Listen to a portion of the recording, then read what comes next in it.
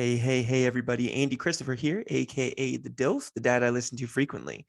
And a couple of nights ago, Arlo, my son, fell asleep holding my hand.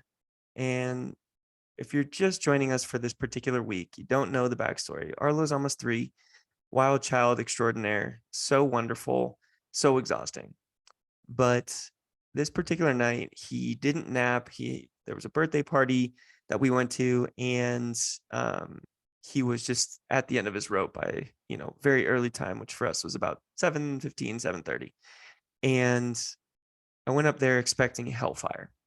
I mean, you can see the YouTube version of this on my nose. I look like a UFC fighter, or like a boxer that just got out of the ring. Um, no, just the cut on my nose. My nose actually does look like this. That's just my regular nose. But um, he, there's the slapping, there's the kicking. Tonight, like he got me in the junk. Didn't feel great. Not gonna lie. Always hurts to get kicked there. But I went in expecting the worst, and he was so sweet, and he was so ready to go to bed, as opposed to what I thought was coming, which was just refutes, anger, rage, basically all the bad things from the movie Inside Out, or any feelings you've ever had if you've been cut off driving a car or you got the wrong order at your fast food restaurant. And we read our books, we lay down. He like pets me on the head, and he's just being so sweet. And then usually what I do is I scratch his back to as like a little nightcap. We call them scratchies. And this particular night, he just put his hand out and he just said hand. And I held his hand, and he fell asleep within a couple of minutes. Oh man. If you don't have kids yet and you don't know the struggle, just wait for a moment like this to completely wash away any difficulty or anything that's gone wrong in the day or in the week, in the month, in the year. It made me tear up. I was just so happy and so thrilled. And then after that, go into our bedroom. Julia's nursing baby girl Alina, and I go in expecting the same exact thing. And I get her swaddled. She's fussing. She's doing her thing. I sit down with her in the rocking chair. I put my little pinky in her mouth. If you weren't aware, when you instead of a pacifier, you can use your pinky or a finger with an infant. Make sure that the round part of your finger is at the roof of their mouth. We accidentally got her cut a little bit because I think my nail was a little too long, but who knows? It doesn't matter. But anyhow, you can do that in lieu of a pacifier. And then after this whole thing with Arlo, go into Alina, and she falls asleep right there, lay her right down in the bassinet. And then she proceeds to sleep for, I think it's almost 6 straight hours. Julia's breasts were about to explode. Julia's my wife. Um, and, but we didn't care. Having that amount of sleep and that chunk of time with an infant and with an almost 3-year-old was absolute blessing, in terms of just so grateful. You wake up after that amount of time, it was, I don't know, I can't remember what time it was, and you almost feel panicked because you've slept so long. It's the truth. And we just looked at her, and then she went about her nursing thing and then fell right back asleep. And those are the wins. Those are the wins that keep you going through the week, make you feel stronger, more competent as a parent, in terms of just, damn, did it. One time we got it done.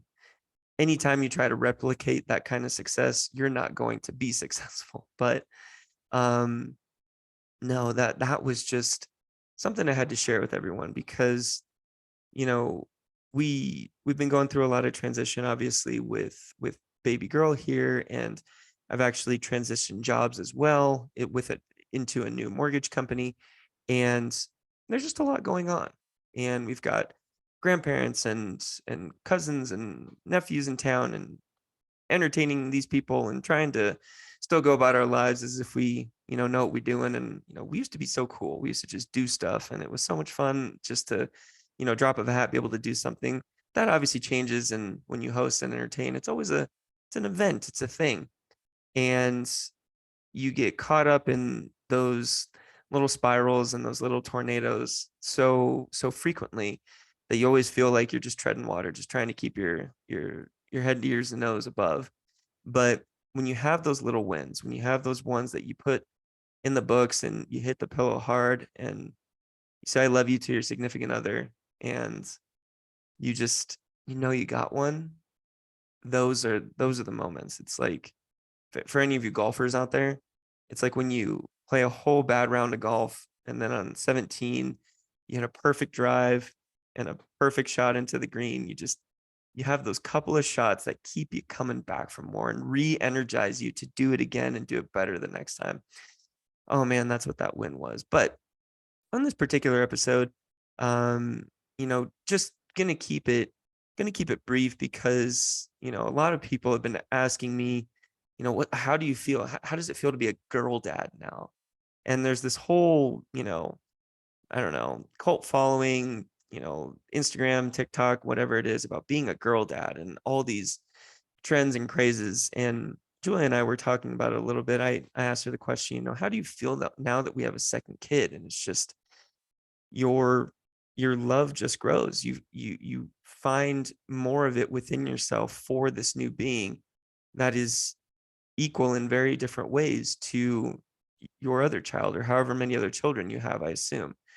And I've been telling her that I just, now that Arlo's so active and so vocal and he's talking and running and playing sports, and he's been obsessed with a splash pad. If you don't know what a splash pad is, it's just a little pool thing that like sprays water out. They're like $20 on Amazon, well worth the investment. And he's been obsessed with that. And I just, what's coming because of the first kiddo. And they say the days are long, but the weeks are short.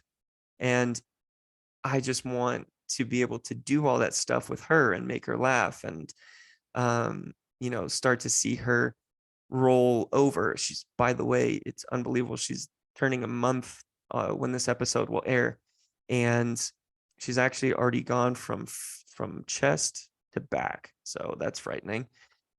She already holds her head up. It's incredible. But I want to be able to do all that stuff and tell jokes and have our little inside jokes and run around with her, chase her, laugh with her, have her understand. You just know what's coming. And that's what makes it so exciting to, I think, just be a dad in general, but to be a girl's father. I mean, this is going to be so great. The thing I'm noticing though is just the protective aspect of it. I feel so, Arlo, he wants to jump off the couch and he wants to, get thrown up in the air. He wants to get spun around and he'll make himself dizzy and he'll run into walls and he'll crash and burn, and he wants to do all this stuff. And I just wonder if I'm going to be able to have that same restraint to just jump in and be a helicopter parent with baby girl, with Alina. Yeah, because I was boys, so I just know that boys want to do that. Boys, I can only imagine. I used to play racquetball with my dad, and I would literally just dive, hit the ball, and fall into the ground. It must have been so frustrating for him to have to deal with that all the time, wondering if I'm actually hurt or, if I'm scraping my knee or something like that. But with her, I'm just so protective and immediately, I want everything for her. I want everything for both of them, but there's just a different vibe when it comes to protecting a girl and knowing what's out there, knowing that she's going to be growing up in a very different time than what exists today. And the technology and all um, the idea of school is evolving and the idea of success is evolving. And you've got all these different aged concepts that are just changing. And who knows what they're going to be when she's 10, 13, 15, 18, 21, 25. And you just want her to be safe. I I want to be there for her every step of the way. And right now, what she needs from me, I'm literally just her burp cloth, her throw up rag, and her wailing wall to just scream at. That's pretty much what I am right now. Mommy's got the boobies, and she is the one that is able to keep her pretty calm.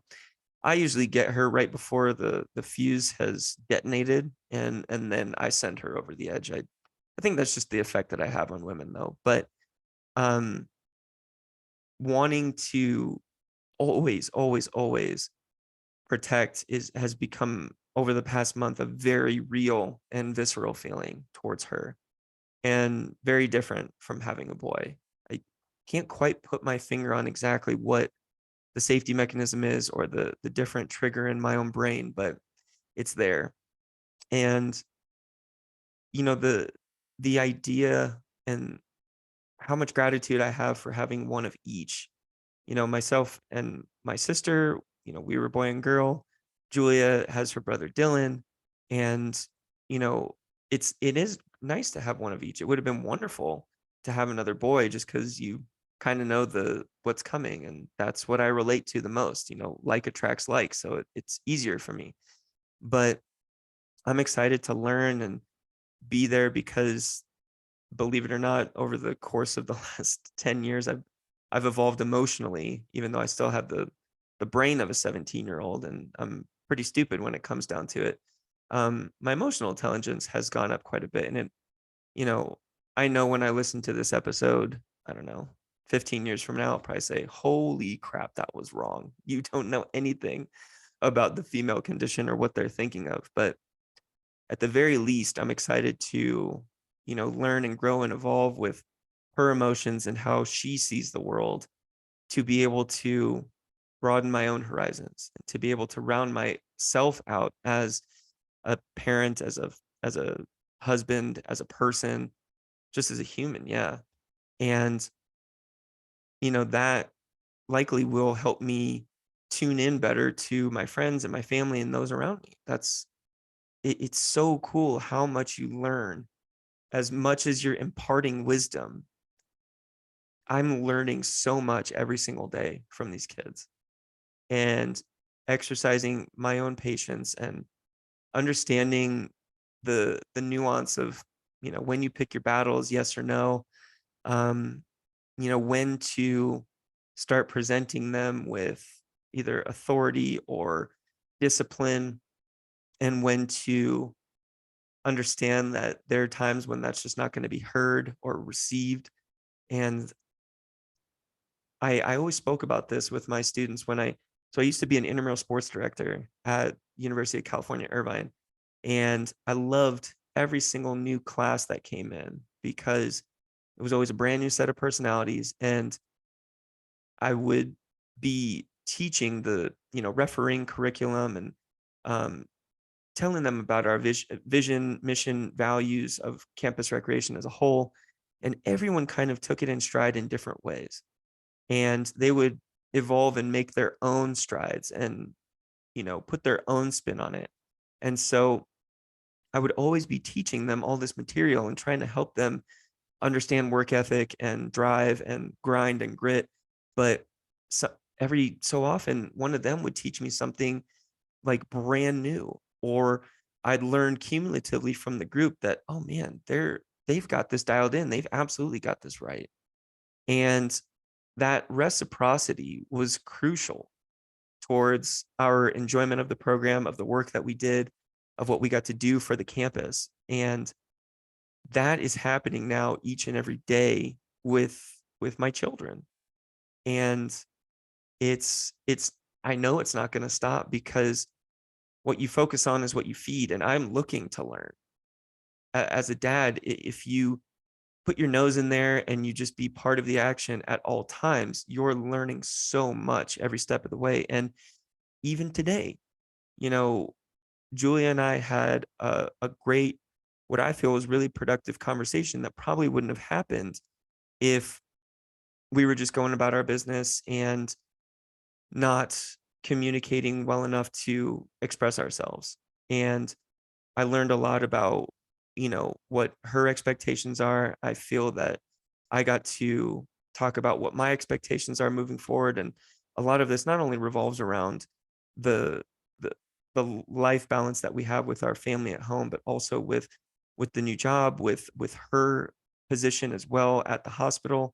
And it's part of a growing conversation. But I felt really great about that takeaway, and I took out my phone. I jotted down some notes and reminders in terms of what I didn't want to forget. By the way, if you don't want to forget something, just write it down. Write it down on a sheet of paper next to you, put it in your phone. These phones we have are literally more powerful than our computers. So if you want to freaking remember something, just put it down somewhere. If you want to get something done, put it on your calendar, right? And so I've got, these notes and reminders, and it all kind of boils down to being, proactive in terms of, I do put in a lot of FaceTime with the kiddos, but that's letting some things around the house fall at the wayside. We've come into home ownership for the last year, and we're learning how to be homeowners, but I'm still in kind of renter's mindset. And so there are things around the house that don't get done. It's just like, oh crap, I got to get that done, especially with the outside of the house. And like getting our lawnmower fixed. I mean, that's something I've never had to encounter before in my entire life. So now it's something that's been presented, and I don't want my duties as a husband and to our family as a holistic group to be dismissed just because I'm focused on playing with the kids, or I'm focused on ramping up work, or whatever it might be. But there's always something that we're learning. And from baby girl, and going back to, the girl dad discussion, it's just, looking in her eyes, it feels like something completely special, completely different.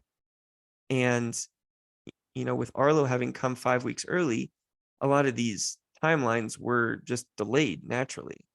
And so she seems so competent so fast that I'm just blown away. It's like, damn, girls they have to be smarter, because look at her. She's doing all this. She knows this. She recognizes that. She's turning over onto her back. She's piping up at the right times and giving us the right cues. And now she's really starting to see the world, and she's really starting to, become more and more part of the routine. And, it's going to be interesting, because they're going to have completely different sets of friends. They're probably going to go to the same school at certain points in their life. And we're secretly hoping that Arlo has this Hulk-esque side to him that just allows him to be the most protective and loving and caring, nurturing big brother of all time. That's the dream right there.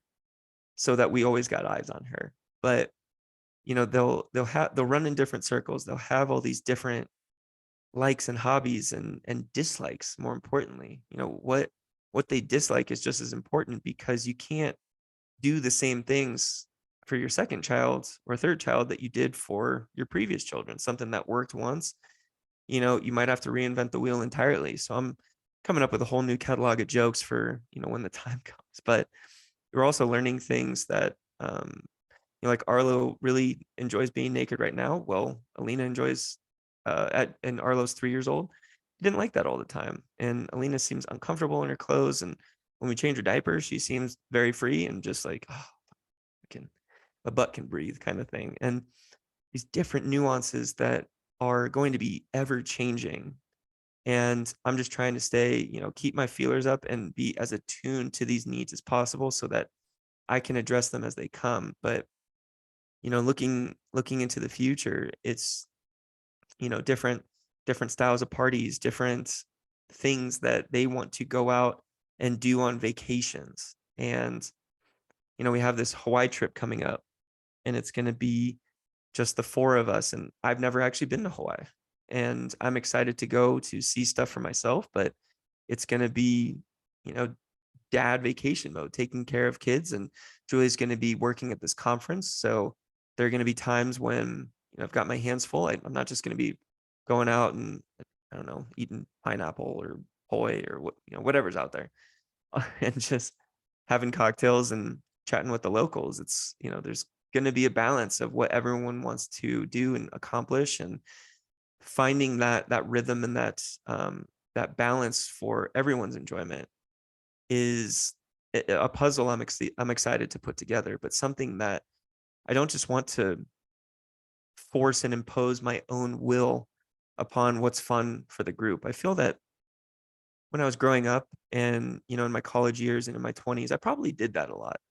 It's just the nature of my personality. And I'm sure that there were times when I was with my groups of friends or with my family that they're just like, oh, well, this is kind of Andy's thing. And like, I guess we're along for the ride. And I love you all so much for sticking with me through those years, because it probably was frustrating to just do those specific things. And, you grow out of that and you learn that what's best for the group is what's best for the individual, or is best for the group. And that's how everyone wins. And, um, or vice versa. I can't remember. The movie A Beautiful Mind is what I'm trying to recall here. It's where he's refuting Adam Smith's theory. I can't remember. It's 10:30 on a Monday. I can't remember. But you know, once I kind of grew into enjoying what the group wants to do and not just force feeding them, everything that I wanted to do, that's when the groups got more cohesive. There were more laughs there. Everyone got a little piece of what they wanted to do on that particular trip or in that particular meal or whatever it is. And um, that's what I'm excited to bring to my family and to these trips and events and all the goods and all the bads that are to come with it. Because there's just the reward is the journey. I in our industry, we set these goals and these metrics for success. And I think it's Gary Vee that started speaking about how we need to recalibrate what our measure of success is in our society. Because if someone is happy as can be, making $40,000 a year and has no debts and owns their home, and they just love their life, love their family, and feel fulfilled with every part of their life, how is that not success? Like, when did we put a dollar amount on what being successful is, right? And that's what I'm trying to embody, because it's hard when you know what income potential is out there, but you know that there's a higher calling now.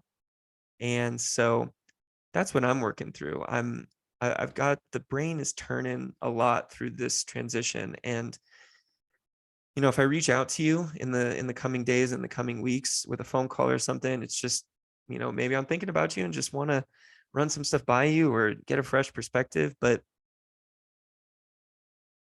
discomfort is growth. And we as human beings have to continue growing in order to feel satisfied, which means we're pretty much in a constant state of discomfort. So for as tired as I am, for as frustrated as I am at times, I hit the pillow hard every single night, knowing that I'm there for these kids, Julia and I providing for them and each other. And how can we go out there and win the next day is the main focus on my mind. But lots of ideas are burning and turning. And I think as parents, that that won't change, even when, if college exists 15 to 18 years from now.